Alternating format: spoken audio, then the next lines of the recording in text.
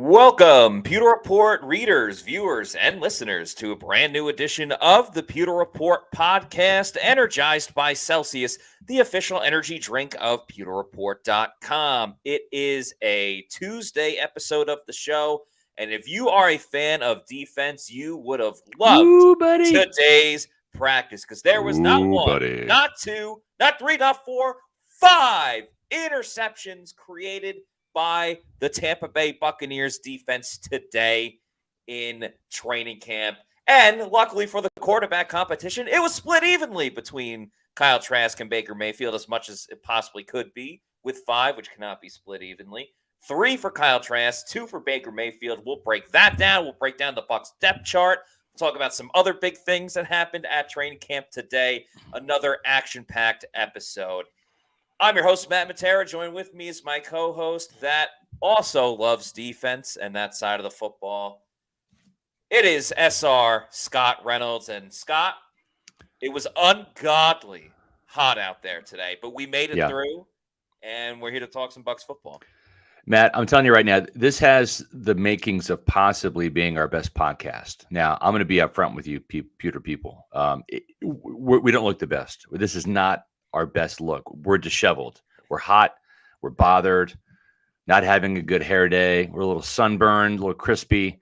It was ridiculously hot for like the second, third day in a row down here. So appearance-wise, not going to be our best. But content-wise, you better believe it. So buckle up. Here we go. 5 interceptions. Folks, that's a lot of picks. Okay, the Buccaneers have now thrown, if my memory serves me correctly, 16 interceptions in practice, or should I say the defense has taken the ball away 16 times via the air.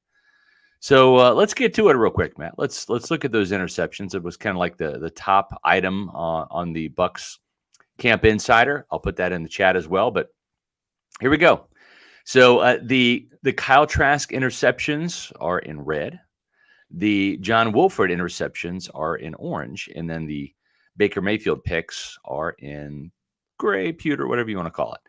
And it boils down to this. You can skip down to 8-8, which is today. That's August 8th. Devin White kicked things off with the interception of Baker Mayfield. Zyon McCollum got his second pick on Baker Mayfield. Then Trask really kind of fell apart at the end of practice, but there's some context there. We'll talk about that. Todd Bowles kind of filled us in on maybe why some of these interceptions happened today. He was happy to see it, but Keenan Isaac, the rookie corner, who actually gave up 3 touchdowns today, but he did have an interception, which was his second pick of camp. Jamel Dean, don't make a scene, had a pick 6 on Kyle Trask, his second interception of practice, and then Nolan Turner also recorded his second interception of practice on Kyle Trask on the very last play of practice. That was a great way to end practice for the Bucs defense today. So here's your breakdown. Baker Mayfield, 9 picks so far. Kyle Trask, 5, catching up quickly. John Wolford, 2. And your leading interceptors in training camp so far, Servassier Dennis, Zyon McCollum, Nolan Turner, Jamel Dean, and Keenan Isaac, each have 2 apiece.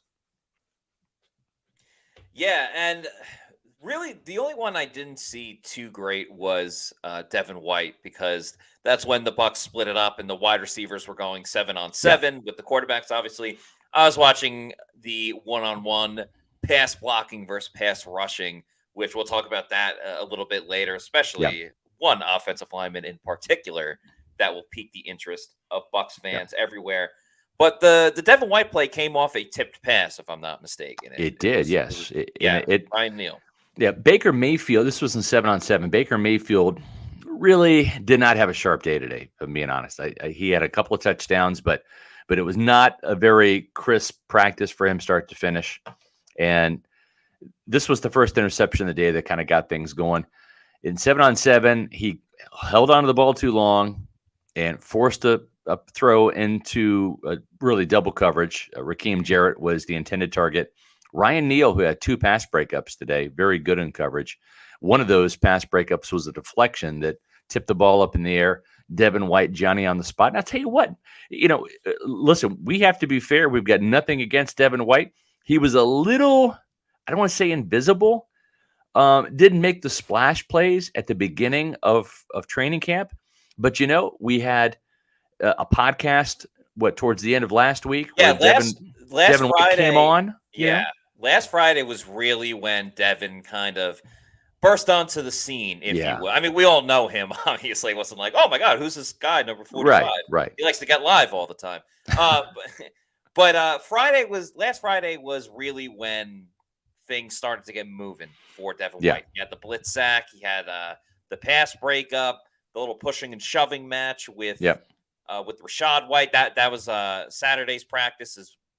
That went into the weekend, and then Monday was really when things started escalating more, when he got into pushing and shoving with Luke Gedeke and Tristan Wirfs, and then brought it all full circle by talking about his trade request and and how he's ready to move on and he feels humbled by everything. So it's been kind of a whirlwind for Devin White the past 5 or 6 days in Bucs land, in the Bucs community. But the arrow's pointing up though for that guy. Yeah, he's starting to really pick up steam. That tornado picked him up a little bit. Yeah, spit him out, and he's in a much better spot than he was really, all summer long up until now.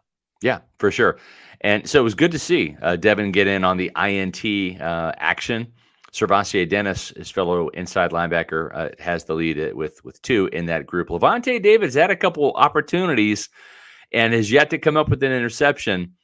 It's kind of been a little bit of a theme for Lavonte the last couple of years. He's dropped some interceptions that have been costly in games, and he's got great hands. You go back and look at his career with the Buccaneers. He's snared his share of interceptions, but Lavonte needs to take a cue from Devin here and get his hands on the pigskin as well. But overall, a very good day for the Buccaneer defense. They've been stressing getting those interceptions. They've been talking about it, and they do come in bunches, right? There's a couple of days where the Buccaneers did not pick off a pass, but Matt 5 the day, and it just seemed like once Devin White got the interception, the defense just kind of rose to the occasion, and started just grabbing those balls out of the air. I think they were a little tired of everyone talking about the quarterbacks and, oh my God, Mike Evans is doing better than ever. And, oh my God, Raheem Jarrett is the darling of training camp because he's an undrafted free agent and he's playing so well.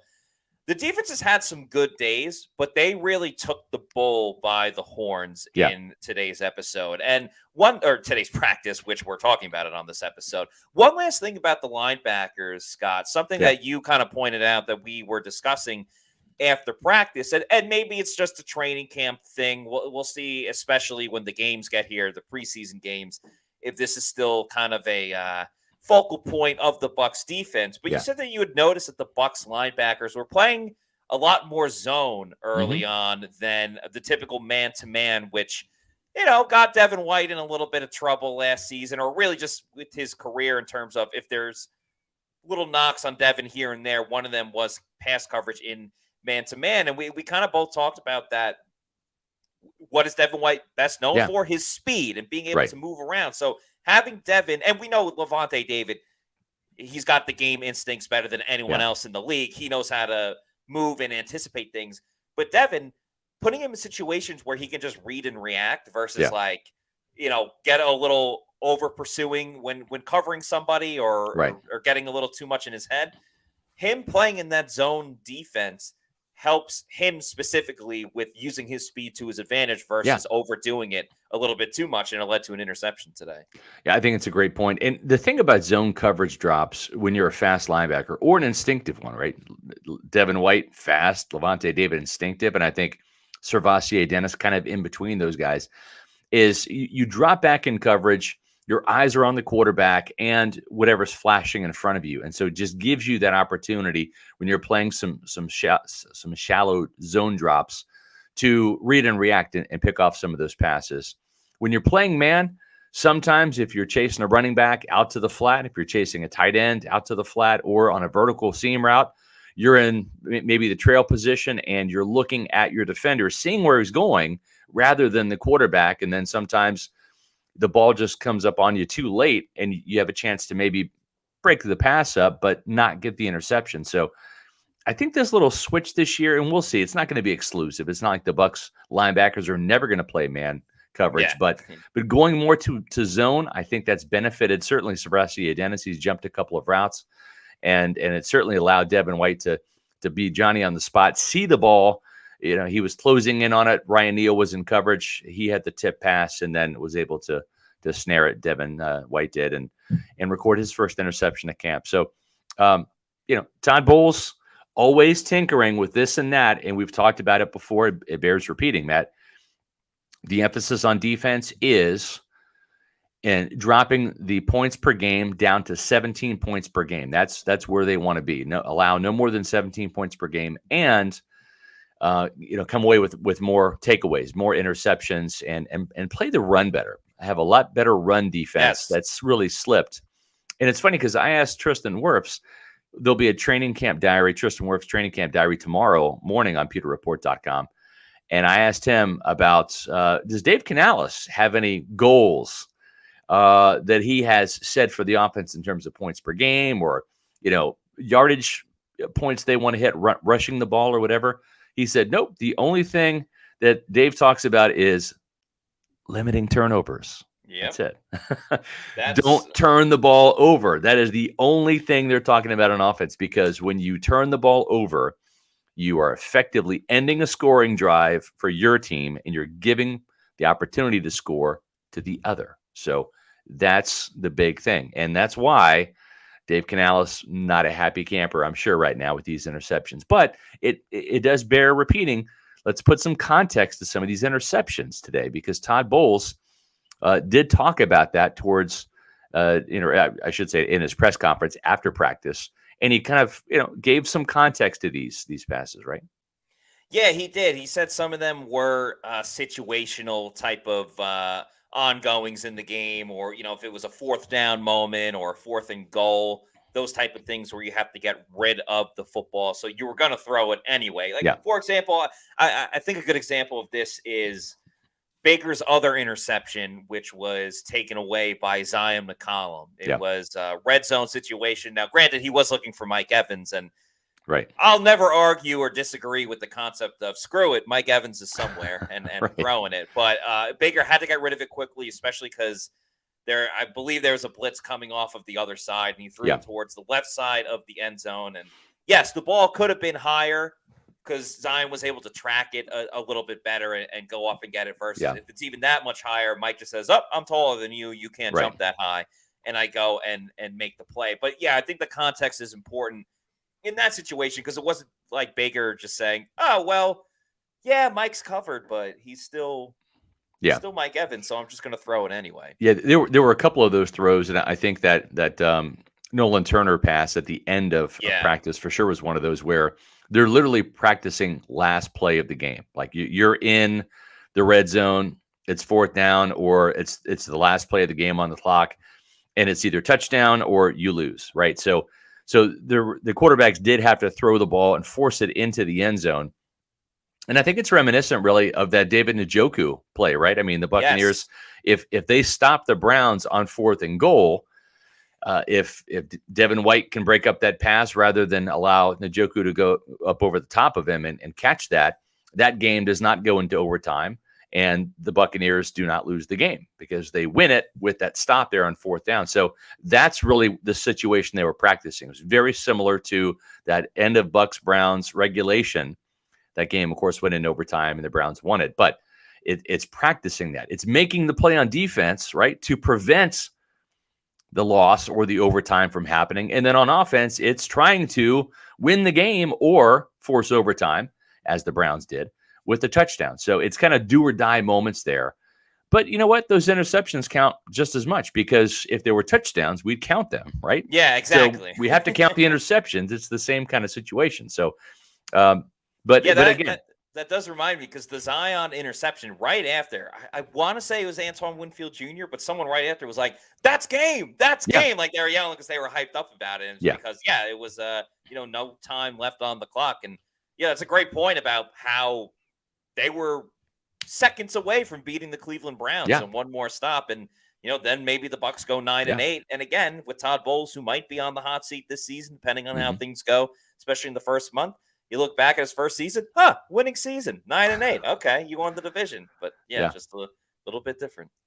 Yep. At the same time, as Al Bundy said, picks are picks, can't sugarcoat it. We're not sugarcoating it. I mean, listen, I'm a defensive guy. I love interceptions, and it Yeah. pained me just as a guy who loves watching defensive football to see the interception total in Tampa Bay drop from 17 in 2021 to 10. So the emphasis is there to take the ball away. I think this is a little shot in the arm that the Bucs defense needed, and it's a good thing. Listen, there was a couple of days where there were no interceptions and the quarterbacks were throwing touchdowns. So this is Exactly. the give and take that you want in training camp. This is not the death knell for Kyle Trask or No. Baker Mayfield by any means. But at the same time, it's team football. So somebody's either winning. Either the quarterbacks are taking care of the ball and they're throwing touchdowns and the offense is winning, or the defense has a daylight today and they're winning. But it wasn't all roses for the Bucs defense, because as good as the Bucs run defense played on Monday when Will Golston was just living in the backfield, Matt,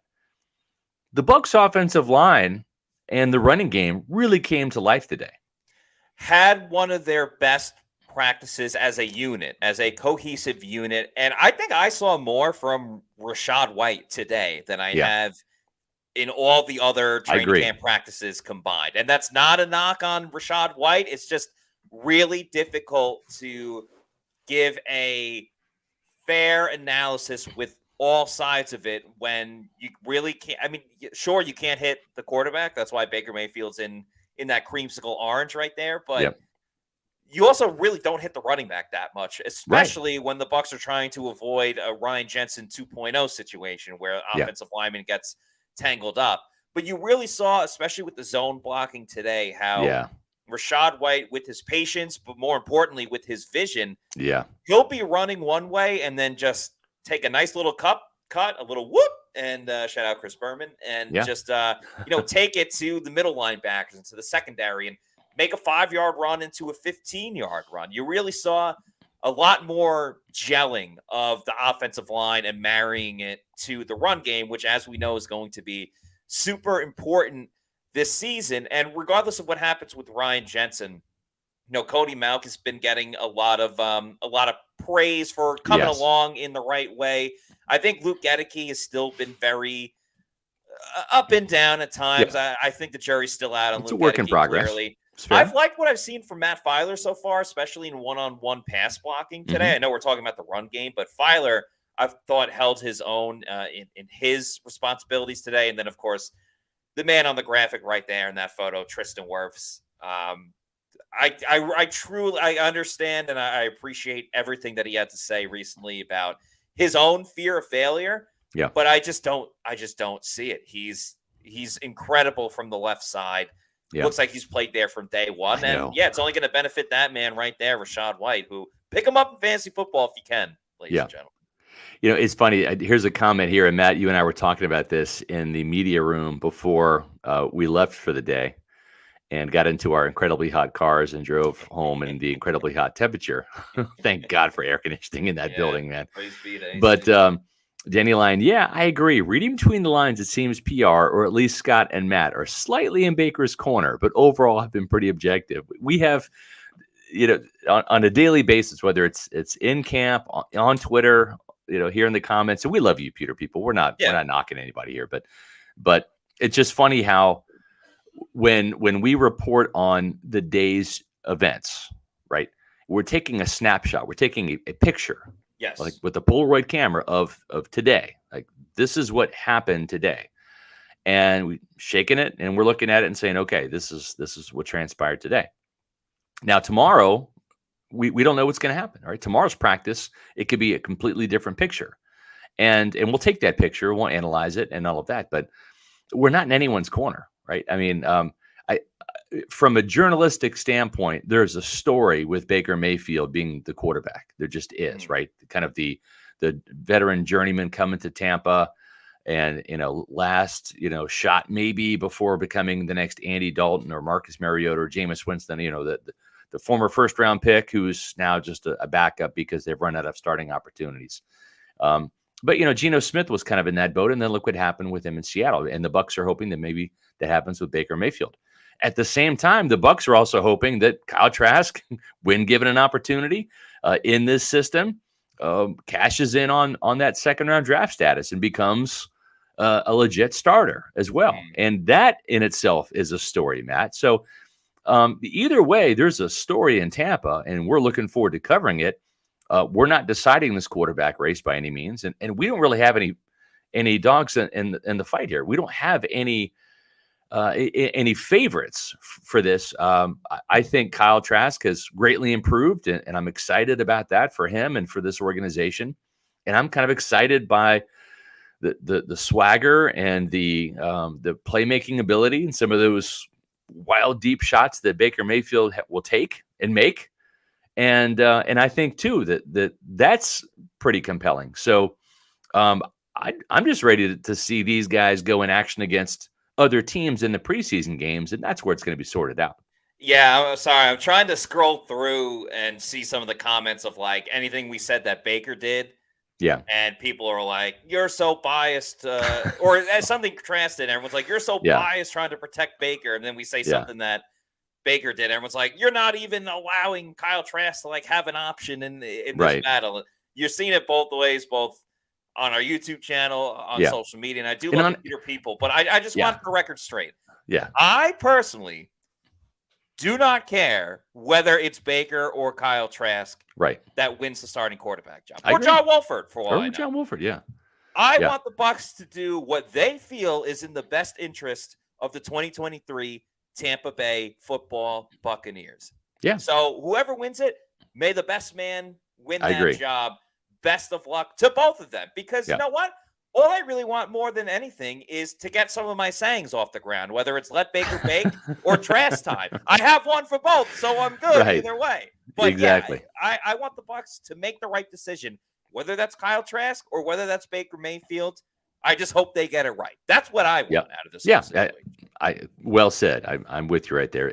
And the fact too that we have fans of each quarterback. I think that's great, actually. I think it's great. It shows us it tells us that we're doing our job, right? If you've got one faction of people that are the Trask fans, saying, you're for Baker, and then the Baker fans are saying you're for Trask. So that tells me we're trying to keep it straight down the middle and being objective. And that's what we strive to do. So the good news for both Baker and Kyle is, they each had some plays today.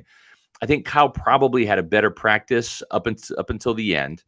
It really had a tremendous highlight throw today. And he's had trouble, and again, we're just going to like we see it. He's had trouble connecting with the deep ball. I think Baker certainly has an edge there until today. Tell us about it, Matt. Oh, it was beautiful. It was maybe the highlight play of training camp, at least in terms of the longest play in training camp. And it was a nice little play action. Kyle Trask looking, throws it deep to a wide open Evans. Keenan Isaac was in coverage. He was not really that close to him. He was the trailer on the play, if you want to say. And we've seen Kyle Trask gear up to throw that deep ball down the field. Yep. And yes, Mike Evans was wide open, but he hit him perfectly in stride. The crowd erupted. It was a 50-plus yard play action pass and touchdown to Mike Evans, maybe even 55, 60 yards from our vantage point. But he hit Mike right on the button. Mike didn't have to move a muscle other than continuing his stride into the end zone.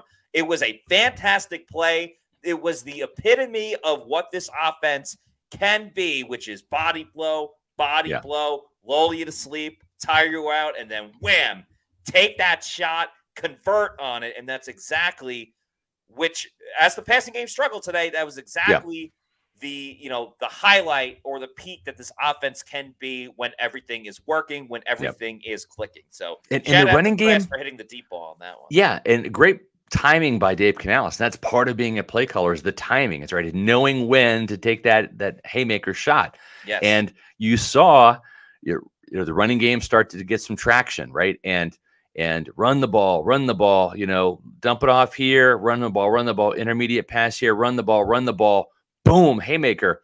It just this defense just got lulled to sleep with the running game. And that's the beauty of it. And that's why Dave Canales is so committed to it, because it does create these opportunities when you catch the defense looking into the backfield, looking for that run.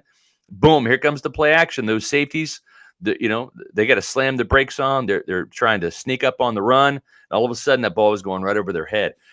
Matt, I think you could probably say that was an out of this world play, was it not? It was just cosmic. It was. It got everybody going, which if you have a Celsius energy drink, that can get you going. Of course, Celsius is the presenting sponsor of PewterReport.com, the official energy drink of this podcast as well. The Cosmic Vibe, one of its newest flavors. Of course, they're always churning out new flavors, which is really, really cool. But it's a sparkling fruit punch, so definitely check it out at your local convenience stores or wherever you pick up a Celsius. Of course, sparkling lemon lime, the orange.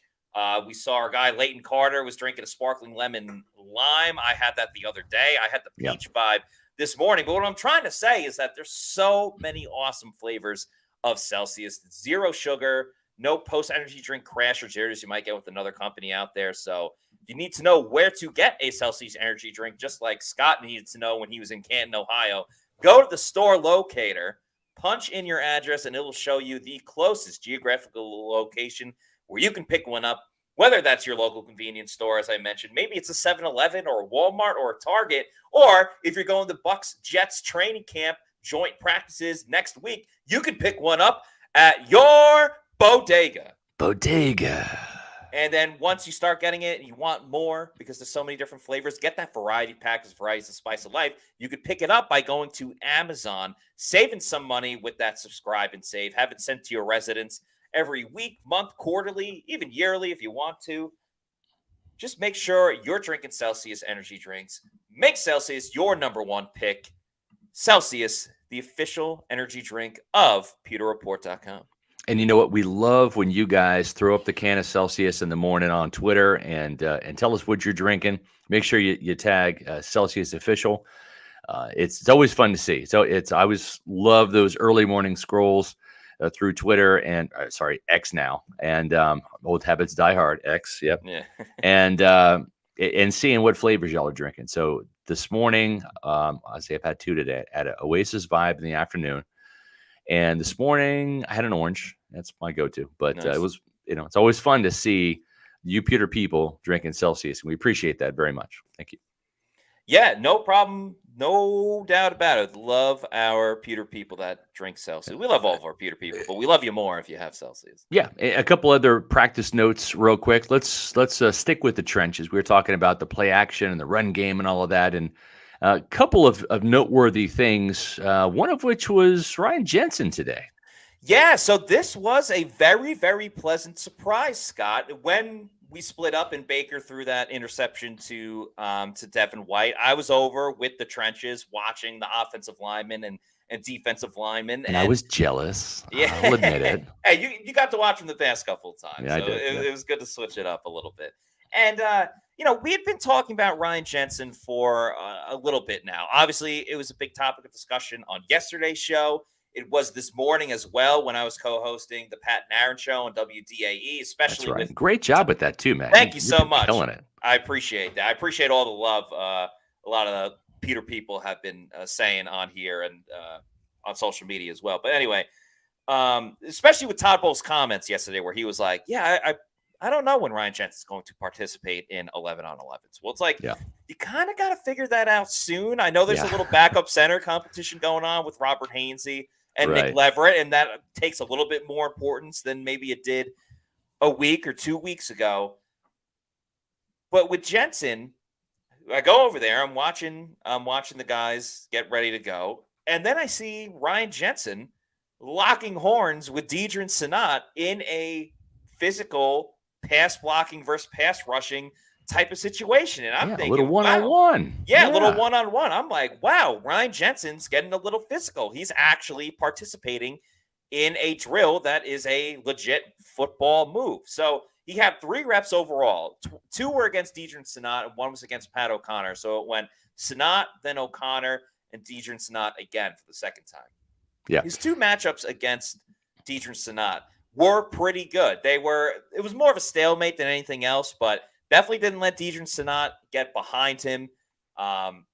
held strong, had a good first punch, kept the feet moving. It's not pushed him back a little bit, but I wouldn't say it was damaging by any means. His best rep, though, was against Pat O'Connor. Yeah. Pat came charging in, of course. Friend of the program. Yeah, friend of the program. He, engaged with them, had good technique, and then did a little pull and rip and put Pat O'Connor like face first going onto the ground. I think the knees hit first, and he didn't land his face mask on the grass, but definitely got the better of Pat O'Connor in that situation. So it was really great to see that from Ryan Jensen. Maybe he's taking a couple more steps in that right direction. A couple other things of note from it. Matt Filer, I said, did a pretty damn good job on the defensive side. Will Golston started things off with a little swim move right away. I keep Chris Bermaning it right now. I don't know why. And Logan Hall, it was important to see. He went up against Aaron Stinney. I think that's a pretty good matchup for Stinney trying to make this team as, top backup offensive guard. Right. Logan Hall, a lot more going to be asked of him, especially with the Kalijah Cansey situation a little bit up in the air in the moment. Obviously, he'll be back for the long haul of the regular season. But Logan Hall winning a pass rushing rep against Aaron Stinney, I thought was super important, especially because he parlayed that with a great rep on goal line with Joe Tryon-Shoyinka, where they stopped Sean Tucker before he could reach the end zone. And this was fun because it was goal line situation, physical, hat on a hat, going at it. And the physicality was there, and Logan Hall was there, which was even more important. So good to see Jensen, good to see Logan Hall make some plays. A very, very beneficial one-on-one pass rushing situation for all the Bucs trenches. Speaking of beneficial, we just got a $5 super chat here from Bucs Basement. Thanks so much. In my opinion, this is an 11-5 roster. The only things holding it back are very questionable quarterback play and huge concerns at head coach, which is why I think it'll be 7 wins. You know what? I always make my predictions after the preseason because I got to see what this team does, what it can do, maybe what it can't do against other opponents. So these 3 preseason games are really going to, I think, give us some more insight. You can only glean so much from beating up on, your brothers in terms of teammates. So I'm very anxious to see this preseason get kicked off, and it'll continue next week. Matt and Adam Slavon will be up in New York, New Jersey, in that neck of the woods to watch Aaron Rodgers. And we're going to be on Hard Knocks. Yeah, I was going to say, and probably make some Hard Knocks appearances there. So that's going to be fun, and that'll wrap things up here the following week against the Ravens in the preseason. So 2 home games, 1 away game, and I just kind of think somewhere between 7 and 11. I think that's kind of the window, and maybe it'll be 8 and 10. Maybe we'll kind of settle on 9 wins or 8. We'll see, but I don't think this is a team that is going to be double-digit losses. I think that I'm not going to say double-digit wins either. We'll see, but I'm trying to be a little bit more open-minded and not so doom and gloom with Tom being gone. Yeah, a lot of this hinges on what the quarterbacks can do, and that's why this preseason is so important. Not just because of the QBs, but also Dave Canales has never called a play before, and I feel like at times we are overlooking that a little bit. I think sometimes we're also underplay. At the same time, he's both getting overlooked and underlooked, all in the same moment. As Long Lost Glacier says, when in New Jersey, you have to search out some Celsius in a bodega. Yeah, that'll definitely be happening, especially in New York City, probably on that Friday in between the joint practices and the game itself. But this team is just, Scott, it's too talented to have double-digit losses. It's still very much the same core nucleus as it was even before Tom Brady got there. It really is. Sure, there's different changes every single year, edge rusher especially, where you have Shaq and no more JPP, and defensively on the line, no more Ndamukong and Sue. But like defensively, that core nucleus is still there with the exception of a couple interchangeable parts. And if we're being realistic, as much as I like Logan Ryan, having Ryan Neal is going to be a way better upgrade than Logan Ryan and Keanu Neal. So you're getting that quote-unquote Jordan Whitehead replacement from a season or 2 ago. And same with Kalijah Cansey. Yeah, once this guy gets back, I mean, look out. I mean, he's hell on wheels, man. We've already seen that just in a little sneak peek of training camp. The good news is walking without a boot, just has a compression sleeve on that calf, no limp or anything. So I think they're going to be cautious, maybe hold him out for the rest of the preseason, but I would be shocked if this guy's not ready to go. Another newcomer that's making some noise, Yeah. Servassier Dennis. He just is a steady Eddie. And when he's not a steady Eddie, he's a playmaker. So he doesn't make bad plays. He's really, really good. And I think they're going to have to find a way to get him on the field too. Keenan Isaac gave up some touchdowns today, but he's got some really interesting tools, kind of like Zyon McCollum last year. And Zion's taking a big step up this year. You're not seeing the busted coverages and the gaffes from Zyon. He's making more plays this year and has a lot more confidence. And this guy's built very similarly to Zyon McCollum. Tall, rangy, fast corner. Not as fast as Zyon, but he's Scott. Sorry, I don't mean to cut you off. Yeah. I love his length. I like what he brings to this team. I think I kind of heard him today too, because he made the interception and I was tweeting about him. I was like, I think he's going to make this team, and then bam, he let up the home run ball to Mike Evans and allowed a couple of other the touchdowns. Matt Matera jinx. There you go. Yeah. Just with that though, it's not a common theme, at least. Well, I hope not to be the case. And getting back to the trenches, we'll kind of put the bow on practice by returning to the trenches here. Yaya Diaby, this guy. Oh my gosh. He had an absolutely amazing play. And we've seen it a couple of times. It really stood out to me the first time they did one-on-ones. Actually, I think it was the second full padded practice. They did one-on-ones, and Yaya Diaby bull rushed Tristan Wirfs, 345-pound Tristan Wirfs. I asked him, I said, are you 345 this year? You look even bigger. He's like, you could write that. 345 is fine. I think he's 350. And he's still like chiseled athlete and all this stuff. But Yaya got into Tristan. This was a week or so ago, and literally kind of jolted him up, drove him back about 3 steps. And I don't think anyone has ever done that to Tristan Wirfs before. I don't even think Cam Jordan's done that to Tristan Wirfs. Now, Tristan, just being the savvy veteran he did, sink his hips and reset and anchor and stopped the bull rush right there. And that's where the youth and the inexperience and the rookie comes to the forefront for Yaya Diaby. It's like, okay, you won half the rep. What's your finishing move, right? Is it club rip, right? Is it dip and rip? What are you doing to finish this, to get by Tristan and get the sack? And he just hasn't figured that part out yet. But the bull rush is impressive. What he did today, and he's playing second string behind Joe Tryon-Shoyinka on the left side, like literally right behind him. And he's putting a lot of pressure on JTS too. Like, I mean, that's pretty apparent.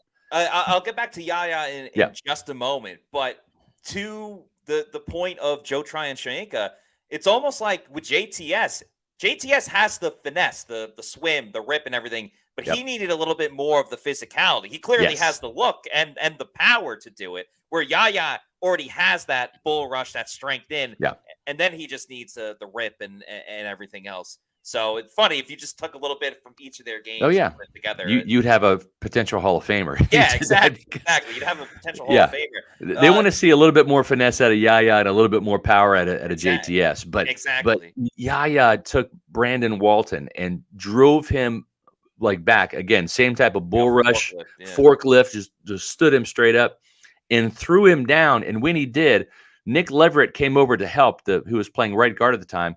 He came over to help, and just like bowling pins, he got knocked over too. So Yaya basically took out with one blow 2 of the offensive linemen for the Buccaneers. It was that impressive play, and Vita Vea did something very similar to Cody Mount, where there was like 4 guys on the ground. You were like, what the heck happened? Was this bumper cars or roller derby or something? And we all thought for a second, because Vita was a little bit slow to get up, and we're like, oh no, oh my God. Like, it looked like he was grabbing for his ankle. You're like, oh, a big guy with a lower body injury. Like, that's even worse. But he did get up and he sprinted off to the sideline. So I think he was just relishing in the fact that he looked around and he saw these white jerseys on the floor, let the bodies hit the floor, let the bodies hit the floor. I mean, just complete annihilation. And this guy's doing it on a regular basis. I mean, he is. Vita Vea is just he's having a great camp. Yeah, I mean, we talked about Pat O'Connor being the Hulk, but it's been clobbering time with Vita Vea. Yeah. On and on and on again. And the last thing I'll just say about Yaya Diaby, we spoke to him on Saturday after practice, and I asked him specifically about what it's been like going up against Tristan Wirfs, who's literally one of the best of the best in this league. I know he's moving to the left side, but he's still a great offensive tackle. And Yaya's face lit up. It smiled kind of like he knew something that we didn't know, obviously. But it's almost like the Grinch in the animated version when he smiles, when he like starts doing everything. Yep. That was the face that Yaya made. And he said, I just want to keep going against Tristan Wirfs because he is so great. I'm going to get better by just playing against him every single time. And I think you understand why. We also have a super chat from James McElroy. Thank you so much, James, for this $5 super chat. James says, any changes to the wide receiver pecking order for 3 through 5? We really want to see Tompkins get a shot, parentheses, even if Gage can go. And I'm sure this is a little bit. I just put this up too. I want to put these back to back because Emily Campa, hello, Emily, said the same thing. Hi, everyone. Matt Scott. This may not go over well with all, but I'm hoping 83 makes enough of an impression where he could become wide receiver number 3. So great minds think alike there between Emily and James. I've kind of done some probing with some of my sources about this, and the only thing holding Devin Tompkins back from really becoming the number 3 in Tampa is his size. He's 5'7", like 150 pounds soaking wet. Yeah. There just is not the track record for success of being a down in, down out wide receiver at that size. I think his size limits him to a carefully used, opportunistic, gadget type player, whether it's an end around, a wide receiver screen, a go route. So he'll be like what everyone wanted Tavon Austin to be back in the day. Yeah. Well said. Well said. Exactly. He's got a lot of fans in the building. He's making this team. He will be on the 53 unless all hell breaks loose for him somehow, some way in the preseason, and he just falls apart. I don't see that happening. DT's got some of the best hands on the team. He's clutch. And we even saw that today where he had a quick slant touchdown. I think it was from Trask, rifled the ball in. In the small little Devin Tompkins bodied Keenan Isaac. It didn't go up for it and moss him, but just kind of like got small and caught the ball and then he spiked it. I mean, he's got so many fans in the building. He might be that wide receiver 4. And I think that he will be maybe Scotty Miller, but a more diverse, faster, more explosive version. Able to run more routes, too. Able to run more routes. I was actually saying that this morning, too, because someone was like, is Devin Tompkins the next Scotty Miller? I was like, well, or is he better than Scotty Miller? I was like, well, I mean, Scotty was just known as running the go route. Just deep down the field because he's fast. And Devin Tompkins has that speed, but Devin Tompkins can go, over the middle. He catches everything. There's a lot more versatility to Devin Tompkins' game than I think people realize. Exactly. So we have a special request here. Let's go back to this. As Rod Whitson said, I hate trying to tackle small, jittery guys. And that's true. There's no doubt about it. Let's see. We had a special request here. Oh, yeah. Show the Trask Tompkins photo, please. I will dig this up. And, Matt, you can carry on for a minute. It'll take me just a second to load it up. Yeah, absolutely. Super Straight Cash says he has to get 3 to 5 touches a game. Yeah, I think he'll get a couple of manufactured touches just because we're going to see so much more motion in this offense and maybe not necessarily trickery, but we've seen a couple of jet sweeps and things of that nature. So I think that's something in the wheelhouse of Devin Tompkins. And the biggest thing is... There you go. Yeah, there we go. There we go. That's an all-time photo. Yeah. It's not photoshopped. That's Devin Tompkins, and that's 5'7" Devin Tompkins and 6'5" Kyle Trask. That's not been messed with or altered in any way. That's the differential there. And so Devin Tompkins is hard to hit because he's so small, but at the same time, when he does get hit, I mean, you pray for the guy because he's a little guy. 150 pounds soaking wet is what I've been told. By the way, want to give a shout out to Mark Fisher. Says, Mark. Good seeing you all today. Why so much blitz trouble? These guys have played before. Yeah, Mark, it was awesome meeting you today and getting to chat a little bit during practice. And the blitz is something, at least from the offensive line standpoint, was something that I am still a little bit worried about, to be perfectly honest with you. I think we saw it today. Shaq Barrett had a blitz. Well, he moved inside because the Bucs were blitzing and they moved Ryan Neal. They brought him up. He blitzed on the left side. Shaq therefore cut in. And the way that the Bucs read it on that right side of the offensive line, Shaq had a free run at the quarterback, which was Baker Mayfield on that specific play. And I want, teams will watch film in these preseason games. We'll see how the starters go in general for preseason, but early in the regular season, teams will see, Gedeke and Malk are having issues handling the blitz on that side. If we just keep going that way, we're going to get home every single time. So that does concern me a little bit. I did ask Todd Bowles about what level is the offensive line at during this moment, whether it's run blocking, whether it's pass blocking, everything. And he said they're more than halfway there, which is, I guess, pretty good considering there's a month to go before the start of the regular season. If they're already past halfway there, I was actually a little surprised Todd Bowles even answered that because we all know how Todd Bowles is in answering questions, especially at this time of the year. I think he's better in the regular season when there's a little bit more substance to everything. But it's still a work in progress with the offensive line.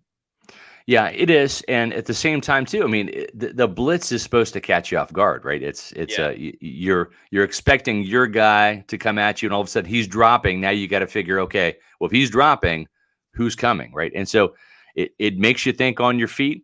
And as I've heard from Bucs offensive line, Tristan Wirfs has said it before. It's like if you can survive a Todd Bowles blitz period, you should be good to go for Sunday facing anybody else, right? Yeah, so that's also good. Yeah, that's the beauty of it is that right there. And, we'll talk about it now that the team has kind of revealed it. Like there's a couple of things that, we're not supposed to write about, one of which is trick plays. But there was a trick play. And since they showed it on the latest Bucs mic'd up episode, I just watched it with Baker Mayfield and Kyle Trask where they mic'd up the quarterbacks. There's a flea flicker where Chase Edmonds, gets like a toss play from Kyle Trask and runs to the right, and Trask kind of drops back. And you missed this the other night at the practice, Matt. We give Matt a day off. I was thinking, I was like, I don't remember this. I have a day off tomorrow. It's my day. So, but yeah, it was a trick play. We're not supposed to write about him, but the fact that the Buccaneers put it on their video allows us to kind of talk about it. So we will. And so it's a flea flicker, but it's not your traditional flea flicker where you hand the ball off, goes in the line, then tosses it back. It was a pitch outside. And you see Chase Edmonds then throw the ball back to Trask, and then Trask throws. And I want to say he threw a pass to Raheem Jarrett, who's wide open. It was a big play. Fans went wild. It was nice that Dave gave the fans in attendance there for the night practice a little bit of a gimmick there. But yeah, there's a little bit of trickeration to this offense, a little bit of imagination, which is good. The other thing you missed, Matt, by not being at that night practice was being on camera. There's myself and Bailey Adams and JC Allen there watching practice intently behind Kyle Trask. So fun for all. By the way, Scott, you know who else was also at that night practice? Who was that? That was Eric Gross. Yeah, that's right, of course. The head man at the Eric Gross Realty Group. Yeah, for sure. And, we had Eric on the podcast last week. Great guy. And I think that the fans actually had, I think it was Mark Fisher say, hey, you had Eric Gross on, and, he was really knowledgeable about the team. And that's what makes the businesses that support Pewter Report fun, is because they're all Pewter people. They're all, on board with Pewter Report and with this team. And it was great to have that conversation with Eric. And it's a great conversation starter. When you're getting a realtor, you're talking to a complete stranger until you get to know him. But having that starting point, hey, let's talk a little Bucs football, and let's ask some questions about, where you want to move to, where are you moving from, what kind of house you're looking for, what community. All of those things can start with that initial conversation about your favorite team. It takes a full team effort to win football game, and it's the same way in real estate. The Eric Gross Group has done hundreds of transactions in this real estate market here in Florida, which is just exploding right now. And they've got experience in all types of situations. As we mentioned, Eric's a huge Pewter Report reader and fan. He's also a Tampa native, so he knows this area. He and his team have got the market knowledge, the top-notch communication, and the commitment to excellent service that sets them apart. They've got a strong team of vendors, a network of over 85,000 agents, not just here in Tampa, but across the country. The Eric Gross Group will turn your dream of buying or selling a home into reality. Their clients are not just transactions, they're lifelong friendships, just like you, Pewter people. Let's get the stress out of buying and selling a home, right? They want to keep you in the game by taking that stress off your shoulders. Let the Eric Gross Group take the pressure off. You can find them on Facebook and Instagram at Eric Gross Group. Check out their website, housesinfla.com, or give them a call at 513-907-4271. That's housesinfla.com. Check out their inventory and their website. It's a fantastic website. No matter where you are in your home ownership journey, you'll feel welcome with the Eric Gross Group, the official realtor of Pewter Report. And hit him up if you want to talk about Bucs football as well, which would be super cool. So why don't we get a little bit into this depth chart, Scott? Yeah, let's do it. Let's start on offense because, why not? I mean, the news that J.C. Allen from Pewter Report broke yesterday, Baker Mayfield getting the start. That is going to be for Friday's game. And then you'll see Matt up there in person. J.C. broke the news that Kyle Trask will be getting the start up there against the Jets. So let's look at the receivers here. Mike Evans, Chris Godwin. No big surprises there. Russell Gage in at number 3. Then you see Devin Tompkins right there in the same row on that second level with Trey Palmer and David Moore. So if the Buccaneers keep 6 receivers, it might come down to David Moore or Raheem Jarrett there. Don't you think, Matt? Yeah, absolutely. And again, this is technically unofficial because I like David Moore early on. I haven't soured on him, but I'm not as high on David Moore as I once was. He's had a couple of drops here and there. Yeah. I still think he brings a really important veteran presence to this team, knowledge of this offense. And Raheem Jarrett has impressed over and over and over. He's had one bad noticeable practice, and that was because a number of drops. And then he came out the next day and just lit it up again. So obviously, my depth chart would be a little bit different than the Bucs depth chart, but they make the final decisions at the end of the day. So I'd probably switch out Raheem Jarrett and David Moore. But yeah, a lot of it makes sense. I think Trey Palmer. To be honest, I feel like Trey Palmer is just getting the benefit of the doubt as the 4th wide receiver right now because Tompkins, as we talked about, is a little bit too small. No offense to Devin Tompkins. Yeah. And everyone else is an undrafted free agent. So I just, in this weird way, I just feel like, oh, well, he's wide receiver 4. He was drafted. And it's like, that's not how it works. That'd be like saying, well, Victor Cruz shouldn't have gotten an opportunity with the Giants because he was an undrafted free agent back in the day. And clearly ended up being one of their best receivers in team history. And I didn't even grow up a Giants fan. I'm still giving him a shout out. So I don't know. I feel like sometimes that gets in the way of things. Yeah, the tight ends, looks at Cade Otton, O'Keefe, David Wells. Wells has really been getting the number 2 reps, but O'Keefe is going to make the team as a special teamer and primary blocker. Then it's going to come down to which of these guys in the other category, Payne Durham, Dominique Daphne, Tanner Towla, make the team as tight end 4 and which ones end up on the practice squad. I think maybe right now it's kind of neck and neck between Durham and Towla. Yeah. We'll see. The offensive line, that's been set for the longest time with the starters. Justin School, he's this year's Josh Wells. I think because he plays left tackle, he's going to be getting that swing tackle job. Brandon Walton has a chance to make it if he impresses at right tackle because he also has position flexibility to play guard as well. Nick Leverett's making this team. He is a center. He is a left guard. He is a right guard. He is a left tackle on a pinch. He's very versatile. Then you've got Aaron Stinney. He really has to impress because he's pigeonholed at guard. He doesn't play center. He doesn't play tackle. He really just has to show out at guard and say, hey, I should be the guy that's in the game first. And Robert Hainsey's making it because he's the backup center, and he and Nick Leverett will rotate in there.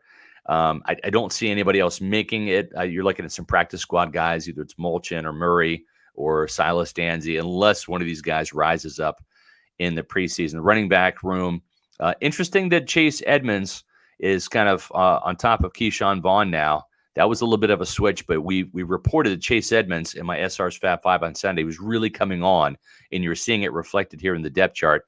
Sean Tucker just is behind because he missed so much time, but he's got a chance to stick as running back 4. Yeah, I've never really been on the Keyshawn Vaughn has improved hype train. I I don't see him as anything more than running back 3. And Chase Edmonds Yep. has looked pretty good. He's So looked really good. I think the Bucs are spot on with this depth chart. Yep. Defense, obviously, Kalijah Cansey out right now, but you can look at those 6 players right there. Kalijah Cansey, Vita Vea, Logan Hall, Patrick O'Connor, Greg Gaines, William Golston, probably going to be your 6 defensive linemen, right, man? Oh, yeah, absolutely. I mean, maybe Deidrin Senat, who was on the team last year, finds his way onto it. Willington Prevalon. Prevalon. Was a practice squad guy last year, so you'll probably see 1 or 2 of those defensive linemen make the practice squad this year. But yeah, they're pretty much set in stone with the defensive line. Not too many changes there. Not too many changes on inside linebacker. It's Levante and Devin, and obviously Savase Dennis has impressed. It's really just going to come down to KJ Britt and Ulysses Gilbert and JJ Russell, who's going to kind of duke it out for that 4th spot. That'll come down to teams for sure. And then outside linebacker, we've talked about those 4 making this team: JTS, Shaq Barrett, Yaya Diaby, and Anthony Nelson. And then possibly Jose Ramirez, who's looked good, but where's that extra spot going to come from? Is it going to be an extra DB?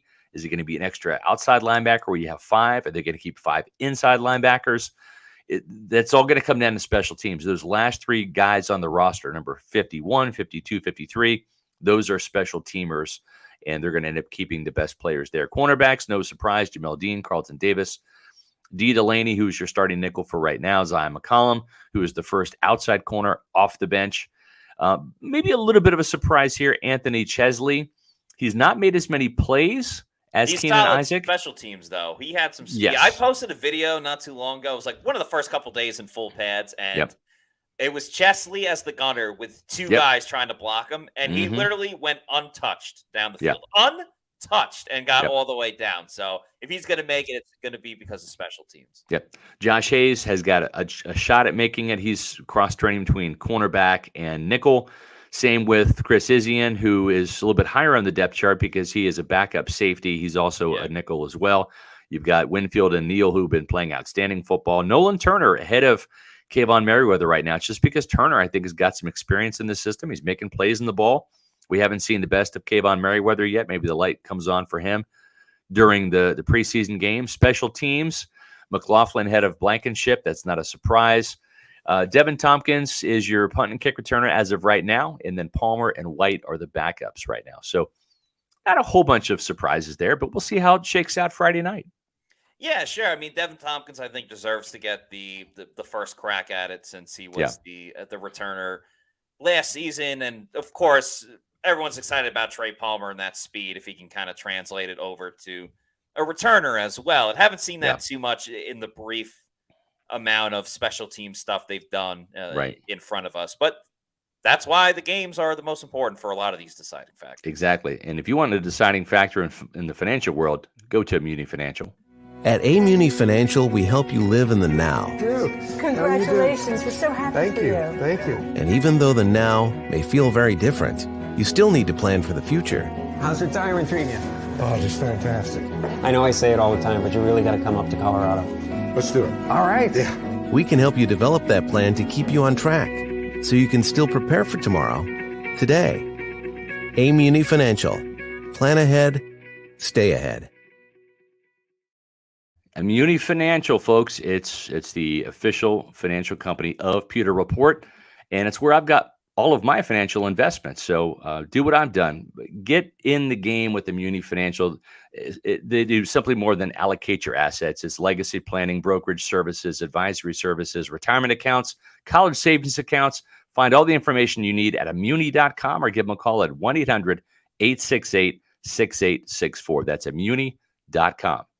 Folks, we are that much closer to a Buccaneers football game, which will be taking place on Friday night. So in the meantime, please make sure you're following us on all of our social media and go to our website for our Bucs coverage because we have stuff all over the place. So please follow us on Twitter, now known as X, Instagram, Threads, and Facebook. We are at Pewter Report. Our YouTube channel is Pewter Report TV, where we have a litany of topics. We have another show tomorrow at 4 p.m. breaking down practice, and then Friday after the game. So that's going to do it for us. For Scott Reynolds, I'm Matt Matera saying thanks everybody for watching.